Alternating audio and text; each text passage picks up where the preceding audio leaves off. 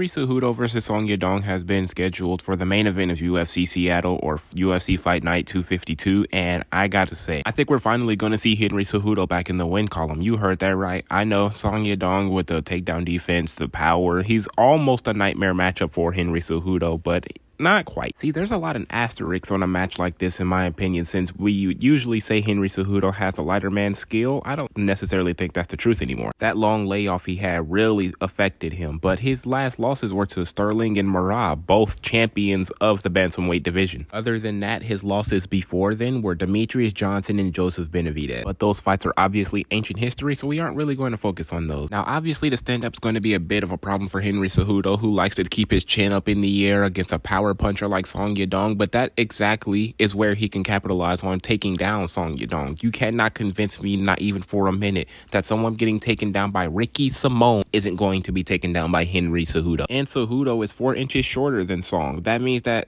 wrestling will be very open to him. It'll be very easy to get to the hips, especially with the way Song likes to swing. But let's not sit here and pretend like Henry Cejudo isn't going to hold his own on the feet, because he is a monster on the feet as well. It's just him leaving his chin up in the air that's a bit of a worry. And the fact that this is a 5-round fight, and it looked like in his last fight against Merab, now this is against Merab, so take this with a grain of salt, but it did look like he was gassing out, and it was only 3 rounds against Merab. But Merab has 3 lungs. Of course Henry Cejudo is going to gas out. That's why I said take it with a grain of salt. Anyway, I got Henry Cejudo winning this, and it's also going to be by decision. I think both of the co-main and main events are going to go by decision, but this fight card is stacked, so I think this is going to be one of the most entertaining fight nights we will get in a while. What do y'all think, though? Do y'all think Henry Cejudo got what it takes to beat Song, or do you think Song's going to knock Henry Cejudo out? Because that's really the only way I see him winning.